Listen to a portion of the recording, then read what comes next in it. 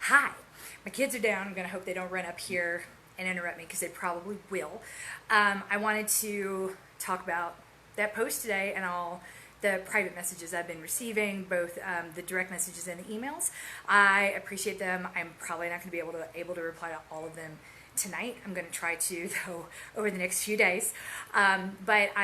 So this is my way of responding to everyone all at once. And I thought, since so many of you have children that are facing ADD, I've been getting questions about what did my mother teach me exactly? What are some of my tools for managing it? How did I manage to fail up, other than my, the obvious privilege that I carry as a white cisgendered heterosexual woman. But moreover, how does that get on my day to day? And if I've been so good not on drugs up to this point, why would I consider going back on them now? So, to give you a little background, I was diagnosed with ADHD when I believe I was 12 years old. I was younger. And then I was diagnosed a second time when I was in high school.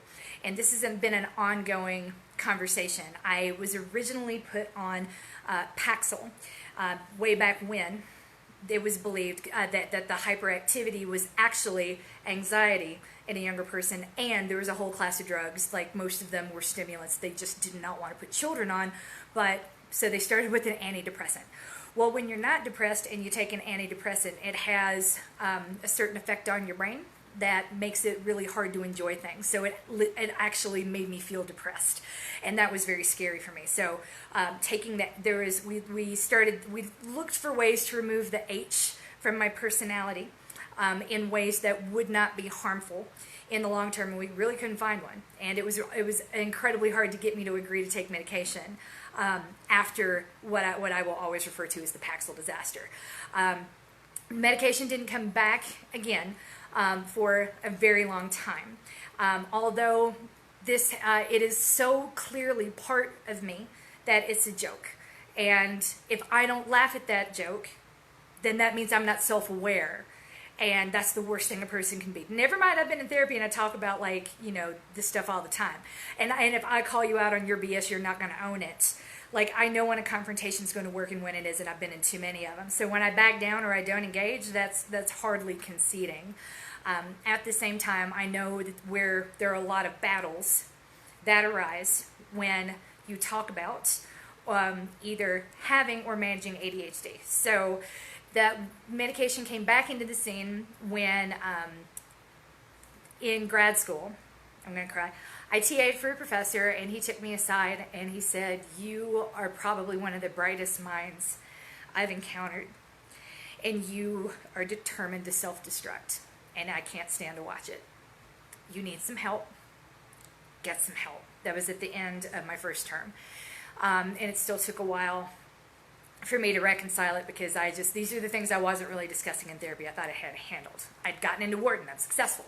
I had the career most people went to Wharton to get. I'm successful. And by all accounts, I wouldn't disagree with that, but that doesn't, you can be successful and have all kinds of problems. And I should have known that as well. So I finally did get on medication after speaking with a friend who was also on the medication and assured me that it had been a game changer for her.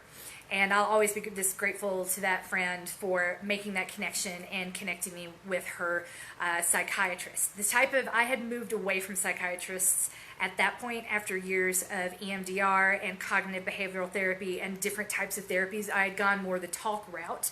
And the talk route it's very, very useful, but you don't get a whole lot of tools, and they usually don't prescribe medications. So I switched tracks and successfully. We worked for a bit, tried several different drugs until we came up with the cocktail, as I like to call it, because it was a cocktail. It was a combination of things that worked. So I thought I'd talk a little bit about that because I am tired of not talking about it. And the reason I haven't talked about it is this: I lost some weight when I took it. I did. And before that, I was raped, which I've spoken about before. I didn't wear clothes that fit for the next decade after that. And I remember this came as soon as I changed therapists. I also was seeing a nutritionist for the celiac.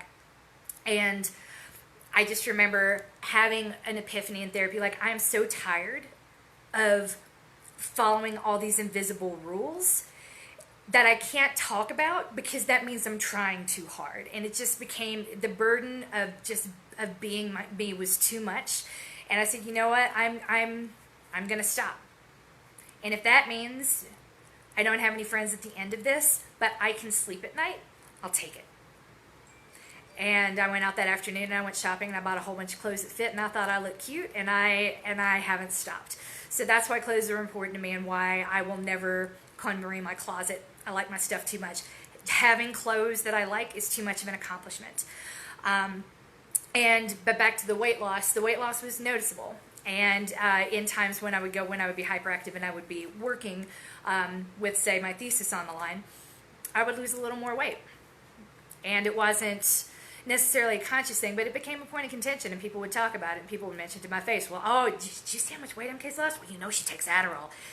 Which now, okay, great, now I have to tell you, now we have to talk about my ADHD. I'm supposed to explain my medication to you. I have to defend it to you when you know nothing about it, and you cared enough, all you saw was the weight loss. You haven't noticed that I'm getting my things done, that my grades are up, that I'm not stressed out all the time.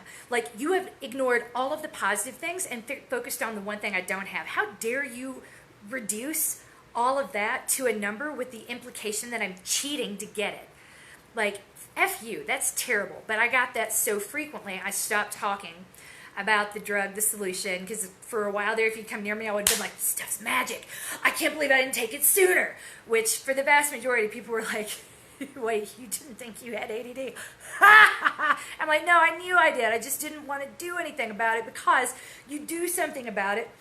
And all of that manifested, and all of that came true in the response from a lot of people around me. People that knew me well. People who didn't know me well still felt comfortable enough to approach me and mention my medical. You know, I hear you take Adderall, really? And I'm like, who the F are you? Like, what makes you think it's okay to say that? Well, I mean, I get that I've made you comfortable. I get that I'm open and I'm very direct. But you don't know me. Why in the world would you bring that up? So I tell you that to tell you this. There is so much stigma around this that even in the middle of being a big, brazen, loudmouth woman, I know there's a whole lot I can't say, because how am I supposed to prove to you that I really have ADD and I'm taking this under the guise of a therapist because you can't get the medication otherwise if I'm trying to lose weight? Like, that's one of the things they look for. A really good therapist would see through that and be like, actually, no, I'm not going to prescribe you this drug. So, with that in mind, I want the next time you speak to somebody with ADHD, I'm going to show you right now how the ADHD mind works. And I honestly haven't read any books on it. Reading's hard for me. I know that sounds crazy. Anything that is really long, I need to set aside time to do it. I'm trying to read Roar by Stacey Sims right now. And on the surface, this is no offense to the book or to her, it isn't grabbing me as wildly different from any other thing on nutrition I've had to read since my celiac diagnosis. So I will make myself sit down, get through half a chapter, reward myself when I've successfully done so, and each page is full of like highlights and notes, and I make myself take notes because that keeps me engaged.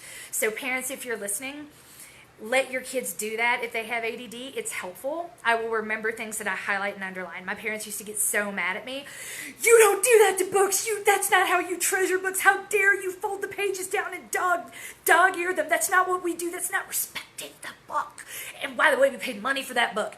And I'm like, but those lines are proof that I read it and then I wanted to remember it and then I got something out of it. Those lines are respect. Like, you can't demand that I do the thing the way you want me to do and be it and, like, show you the appreciation the way you want to see it. Like, how dare you piss on my appreciation? Like, so there's a disconnect there, and I think that disconnect presents in a variety of different ways between how my parents had to deal with my ADD and the coping mechanisms I came up with to manage my ADD and be quasi-successful over long periods of time.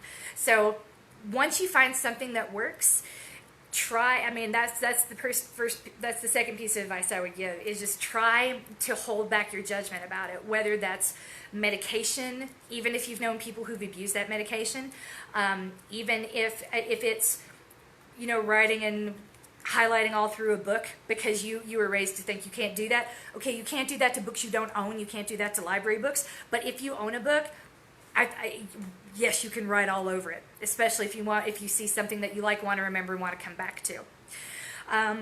Third, with the ADHD, there tends to be a pretty high memory component. We remember a lot. So with that, when you hurt our feelings, we don't forget it.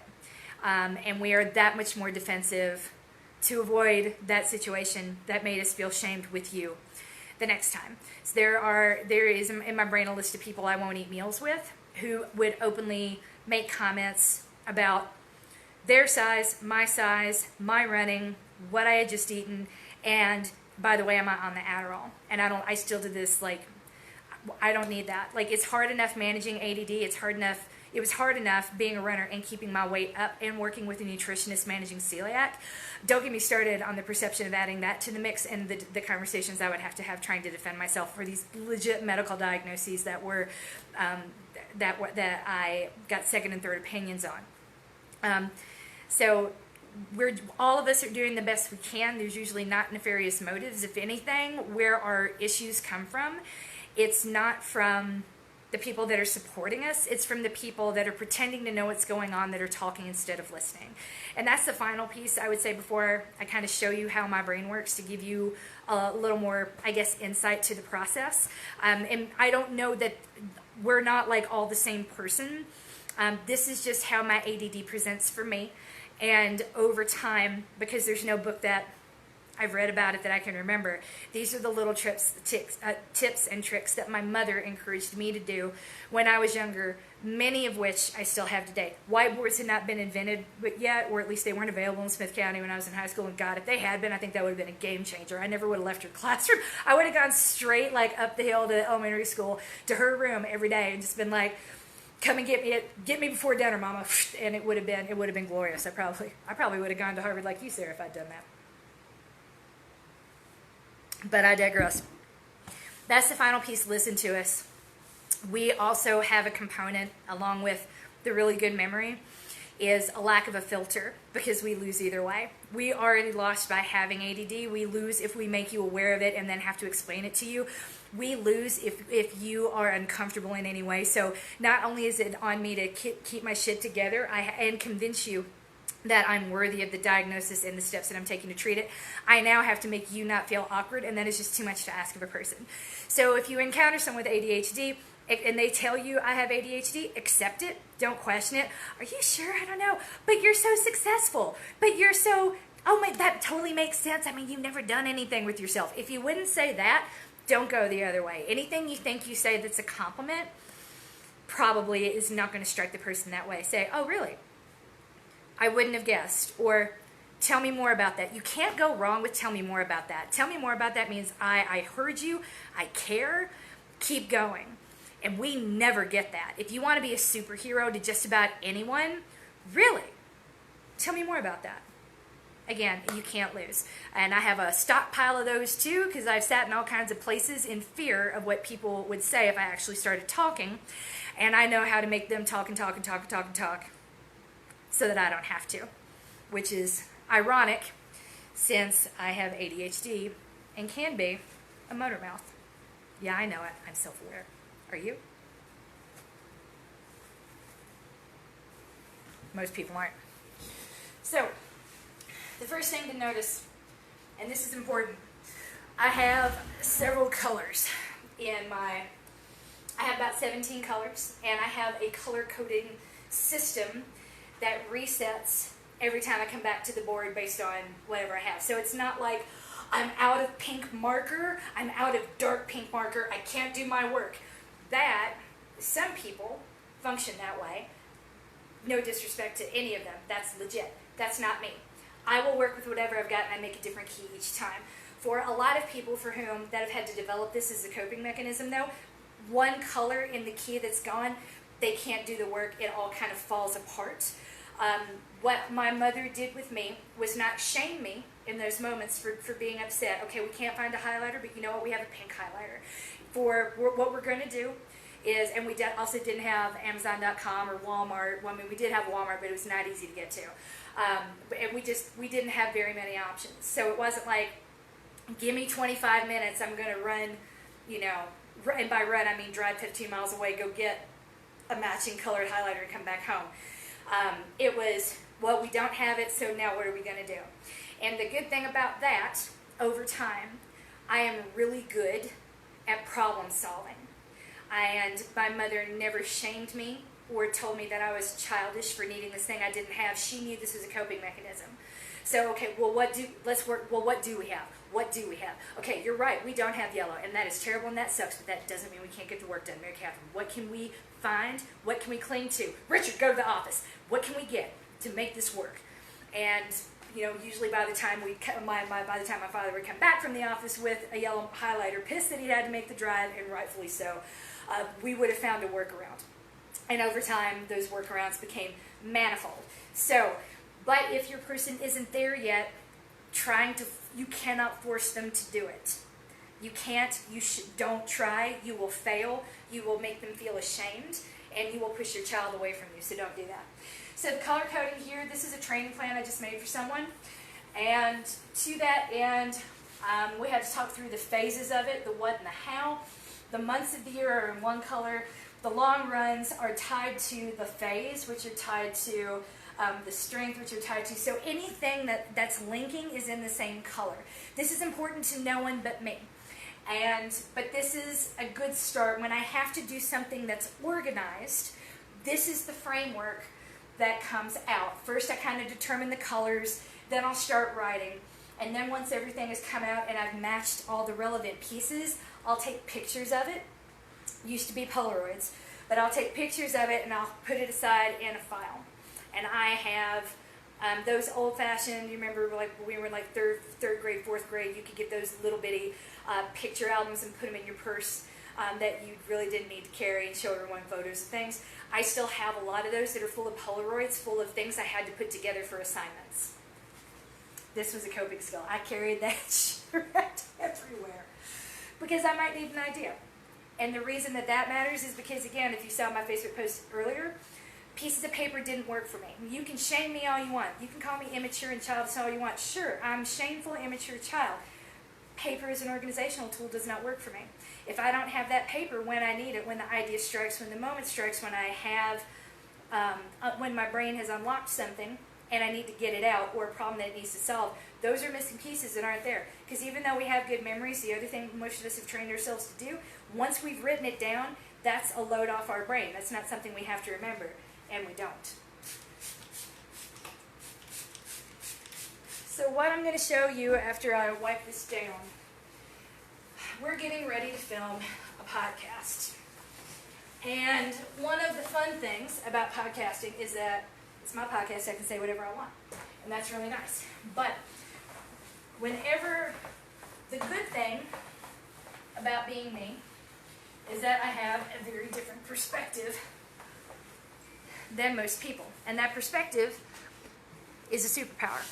And that is what makes me interesting, in my opinion. I'm not saying things that a lot of people, or I'm saying things that people have never heard before, or I'm presenting familiar information in a brand new way that now unlocks something in their brain. And by the way, that's another talent most people I have met with ADHD actually have.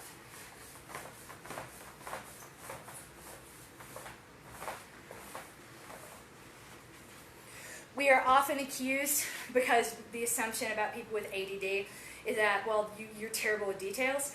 Not true. With ADHD anyway, we get spun out about the tiniest details for too long and have to be reminded to stop and pull ourselves out of the trees to see the forest once again. It makes us hype if we have a system in place that allows us to do that, and you're going to see that in my later posts. Beautiful things happen, and a whole lot of work gets done. If you have a timer set, though, that is trying to hurry you, we don't like to be hurried. It stresses me out, makes me angry. Ask my husband. My husband's that person that likes to be everywhere 15 minutes early. He says we have to be there at 3. I know he means we need to be walking out the door at 2:30, which means that he's going to be throwing the kids in the car at 2:25. So he says 3, I hear 2:25, I know that's the cue. that is something I do because I love my husband, he's wonderful, and I want our marriage to work. But that's very much who he is. The thing is, if he, in those times when I don't quite hear it, he won't be consistent. He'll be like, okay, it'll be like 3 o'clock, and then at 2:15, he's herding the kids toward the car. That stresses me out. I'm like, no, you said it was 30 minutes, and so I thought I had until 2:25. You're taking 10 minutes away from me. I'm not ready. And he's like, well, I mean, it's a longer drive. That can be enough to make me so anxious that I'm low-key angry with him for the most of the afternoon. So a lot of us, and because again, it's not that I can't get my stuff together. It's that to us, or at least to me, it's very much a respect thing. I have to respect this is how the world works. I have to respect that this is what is required to get done. In these little things that don't matter, please respect what I say I need. And again, this is not specifically on my husband. This shows up in a 1,000 little ways in other aspects of my life where people don't realize what they're asking for and get really prickly when I say no, because I'm generally an agreeable person, a problem solver that gets stuff done. So when I say no, it can be enraging. Why would you say no to this? You said yes to 3 other things. I'm like, but what you asked for, now we're going to have to talk about my ADD. I'm not defending myself. Bye. And that happens a lot. Like a lot. So, oops. All right. I'm going to show you the genesis of an idea, and the podcast I'm going to start with is one about 3 days at the fair, which I've only just realized people can't find because I didn't use the word 3 days at the fair in the description. Because to me, the story was not 3 days at the fair. The podcast was titled Happy Birthday, Dear Susan, because 3 days at the fair was like a footnote in this epic story that was centered around, to me, a bunch of women and their ambition that just happened to converge at an event called 3 Days at the Fair on Susan's 50th birthday. To me, this makes perfect sense. On the surface, to someone who does not have ADHD, that looks like a big old tangent. What are you talking about now? That has nothing to do. Why did you talk about Taylor Swift in that intro? What does that have to do with anything? I would argue everything. So with ADHD, it's like having thoughts that are a large ball of yarn that is comprised of multiple colors. And like the name of the game to get to the core idea or the thing that you really need to do or focus on or talk about, you have to get through all the layers, and you got to separate the yarn, because fun fact, that ball of yarn you're looking at is disappearing while you watch it. It's like fading while you look at it. So a lot of us are in a hurry to get that thought out before it fades and it's gone. Because once we say it, we're going to remember it. Once we write it down, we're going to find it again. Once we have it in the framework, that's something we can keep coming back to.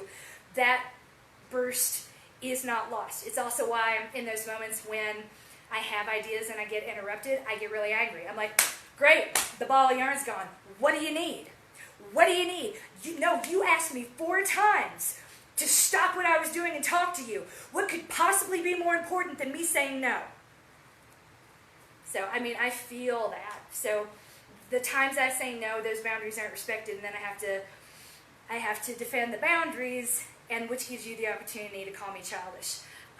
We're immature, or I just need to get my shit together, and that's a dynamic that is played out more times than I can count. It's just easier being home a lot.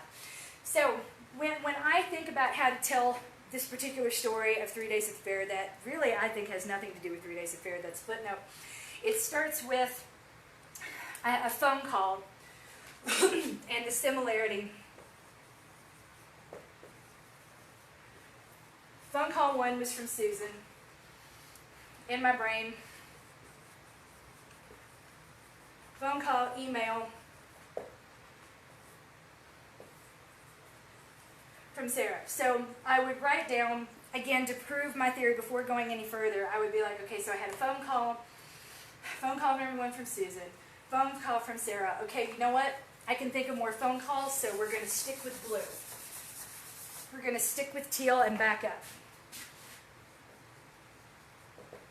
Phone call Susan.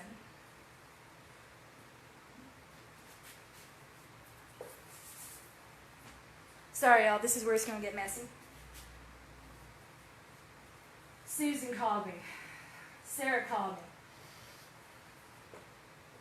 me. I'm not going to say everyone, all the names. You can listen to the podcast if you want to know who went. But I'm like, 1, 2, 3, 4, 5, and then who showed up. I didn't know she was going to be there. I did not know she was going to be there. Okay. So when I think about all these people, and I think about what the reason that they're united in my mind is not what they asked for. I want to get ready for 3 days of the fair. It was how they asked for it. And that, to me, is tough to articulate, but it was the common thread in the story. So when I was sitting back and storyboarding my thoughts for this one podcast that is also a blog post that is egregiously long and looks like it has nothing to do with 3 days at the fair, that has everything to do with 3 days at the fair. It starts with the series of conversations I had with these women, and what they all had in common was something I always hear, and that's an apology. So the question to do this came with apologies for asking for it, and I'm like, why? What's the apology for? Do they think they're putting me out, or do they think are they apologizing for asking to do something so audacious? Like, how dare you think, Susan, that you could run 50 miles? That's so clearly beyond your capability. It didn't make sense to me, because every single woman that approached me for training or was there, they're all incredible. I would not have said no to any of them. The apology part didn't make sense, and I didn't know if that had to do with me or with them, and I had to sit back and think about it. And then, around the time that week, so I'd been thinking about this for a couple of days before I watched Stranger Things Season 3. This is where it all goes off. So I'm sitting there laid up post-surgery, and I'm like, I watched Stranger Things Season 3, and I see a pink boombox. And the second I see that pink boombox, and I don't blame the pain pills for this, I was already off the pain pills. As soon as I saw the pink boombox, I knew what I wanted to say. I paused the TV, I came over here, and I took all of this. This is basically what it looked like originally. All of it came down.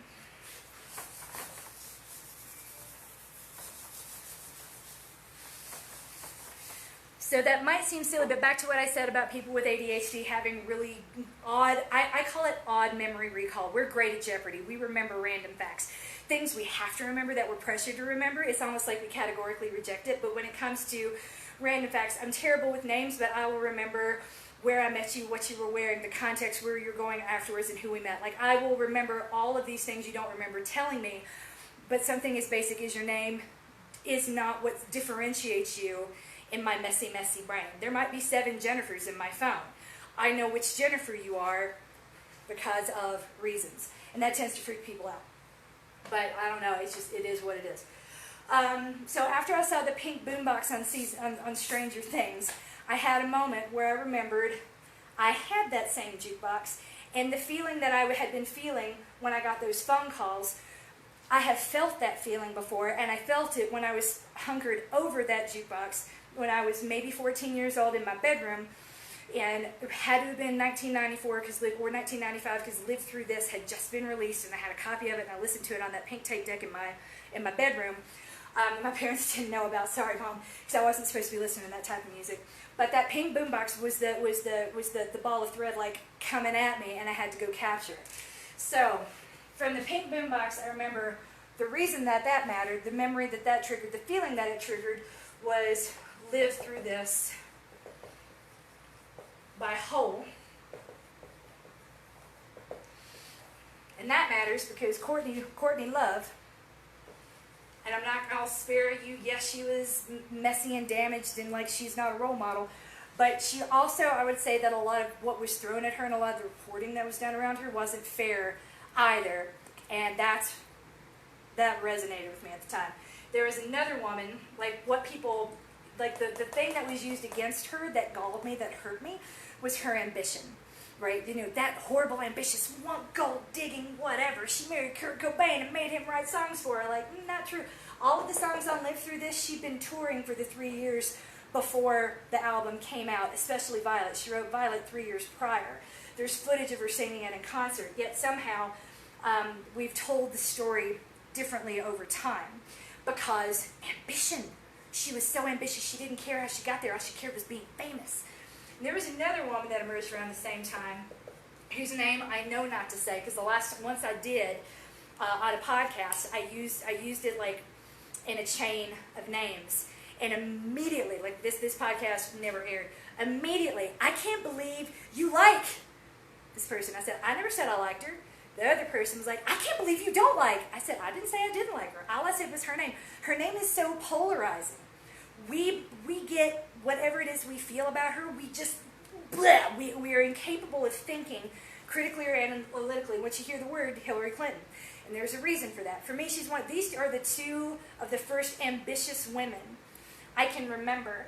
And when you think about how their ambition was always used as proof positive, that they were cold and calculating and everything a woman isn't supposed to be, as opposed to, if we're talking about a man, like fierce and whatever. That was the first time I noticed that I would be held to a different standard for not being the most talented or the smartest person in any room I happened to claw my way into.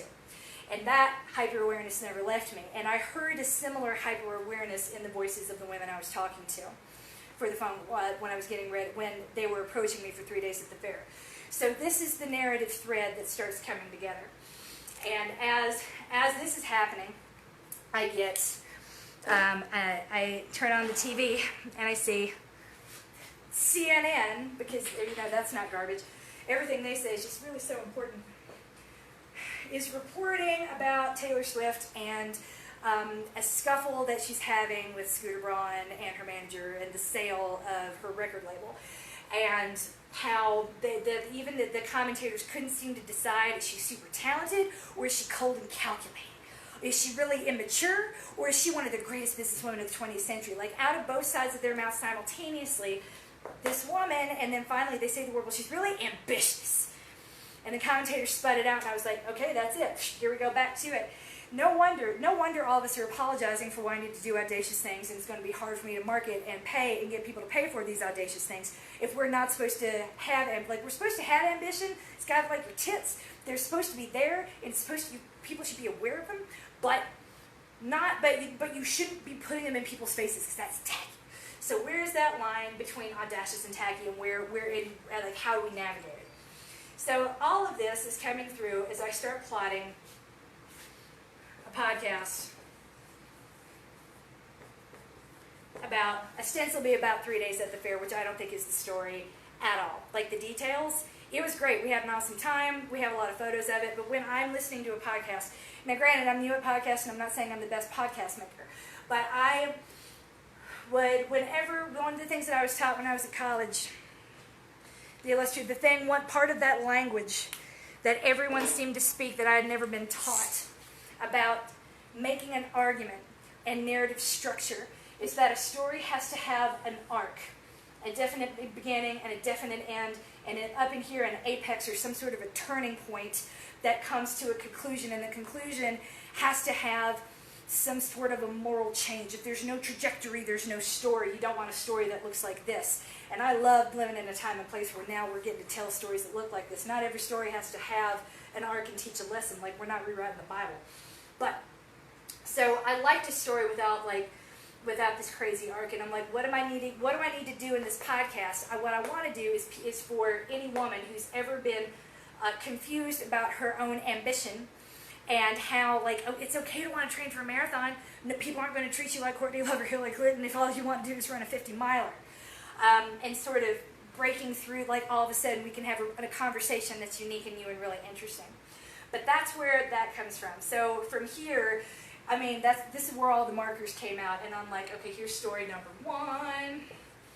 Do you remember what she said to me? And then I'm like, I have my FaceTime up, and this conversation is now happening with 2 of my coworkers, and we're storyboarding while I'm drawing all over the place, erasing as we go, and starting over with a new color code, trying to put all these ideas into a narrative format that ends up looking something like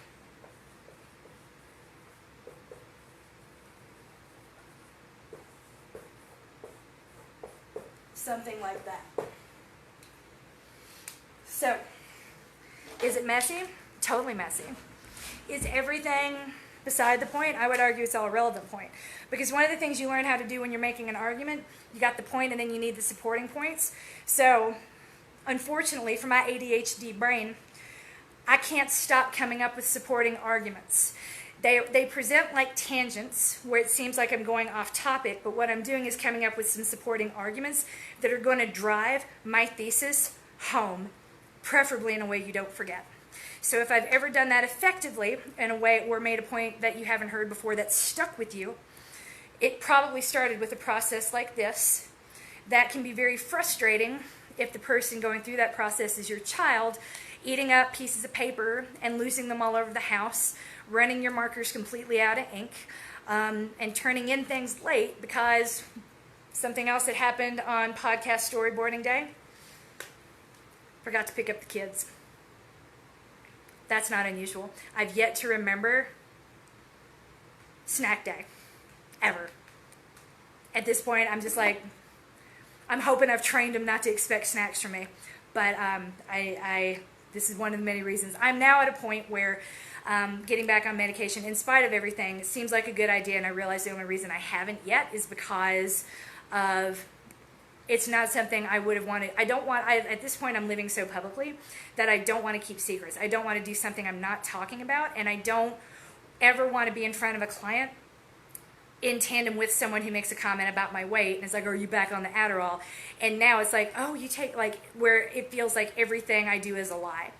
Because not everything I do is a lie. Running, I don't care about people's weight. I believe you can be healthy at every size. I've never told a client you need to lose X amount of pounds if you want to reach this goal. Your body just doesn't work that way. If anything, I've bent over backwards trying to convince people to make good decisions regarding weight loss, because trying to get there faster with a drug that you don't have a diagnosis for that really won't be beneficial to you, that's no different than going to a drug dealer and buying speed. And if you know that's a bad idea, then you know you wouldn't do that, then why not? Then quit talking about mine. Like, I'm taking mine carefully administered under the guise, like, you don't know what I'm doing. You don't know what conversations we're having. And how dare you put me in the position to have to defend it. So now no one can do that to me ever again. Again, I never expect to be a household name, but I'm not going to apologize for having private things in my life. You can't have that as a public person. So I'm not going to be talking about this frequently, but for the next week I'm going to go through with this challenge, and I'm going to show you some of the different coping tools and mechanisms that I've used over the course of my 40 years to fail upwards in spite of things that could have really held me back. And it starts with getting over myself and swallowing any semblance of pride I had. That's been gone for decades, y'all. It's been gone since my diagnosis. It's been gone since the Paxil disaster. And that's really it. So everything I do now, just because it doesn't look like what you do, if the thing that works for your kid doesn't look like a good answer or a right answer, know that part of you that's talking is that part of you that's I'm never going to be able to explain this to my mother or to your sister or to my in-laws. You can't think about them. You've got to show if you can't tell your kid to be self-confident and then cater to the gaze of everyone looking at you simultaneously, and I know I can't do that with my kids either. So if there's a way to talk about keeping private things personal and not giving toxic people a bullshit stick to beat you with, because you don't have to explain yourself to everyone. At the same time, the things we don't talk about aren't necessarily things we have to feel ashamed of. I'm not ashamed of having ADHD, and I'm not ashamed. I think it's a superpower. I've learned how to harness it. I think it's amazing that I was willing to take that step to get medicated for it, and I'm never going to let anyone hold it against me again. What I didn't do was talk about it for a very long time because the reaction to it was so visceral. Thanks, Desperate Housewives, By the way, fuck you, Mark Cherry, for demonizing this, putting it on TV. How irresponsible are you? Is it an epidemic?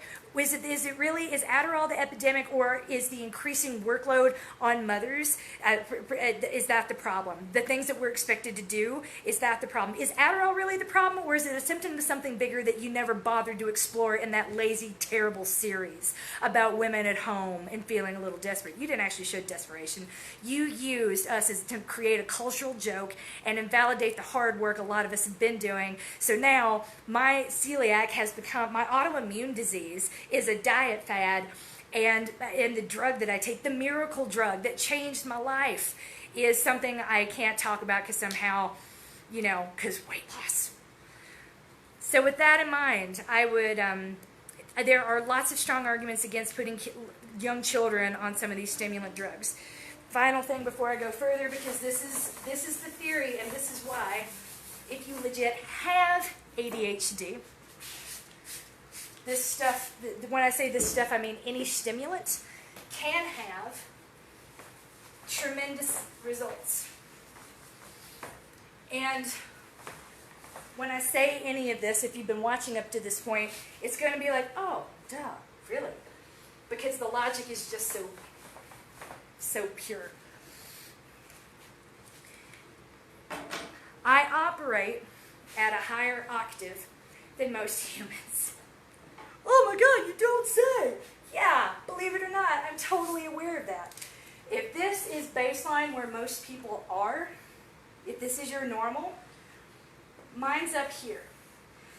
Either I care or I'm asleep. I'm pretty much permanently amped up, and it can go from there. But that's the H component included in the ADD.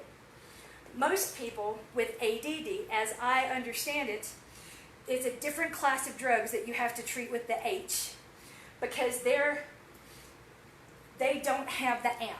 So it looks the same, it has similar sounding names, but that hyperactivity component determines the treatment.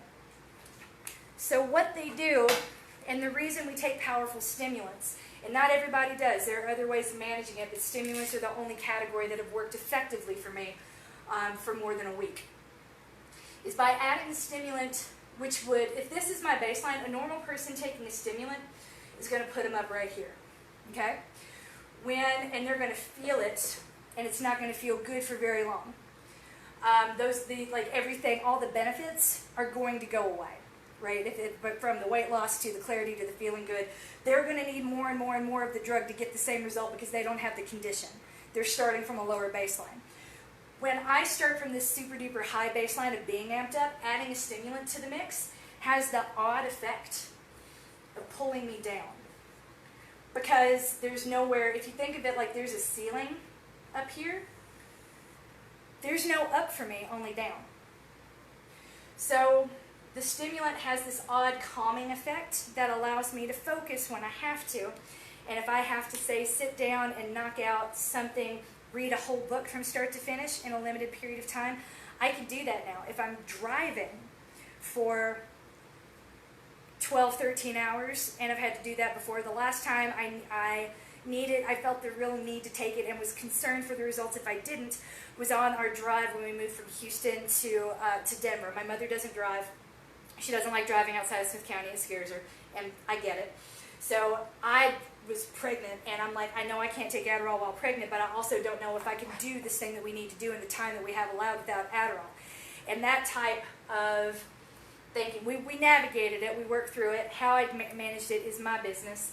But this is the very high-level, non-pharmaceutical explanation that was given to me before, when my psychiatrist was trying to talk me into taking this medication.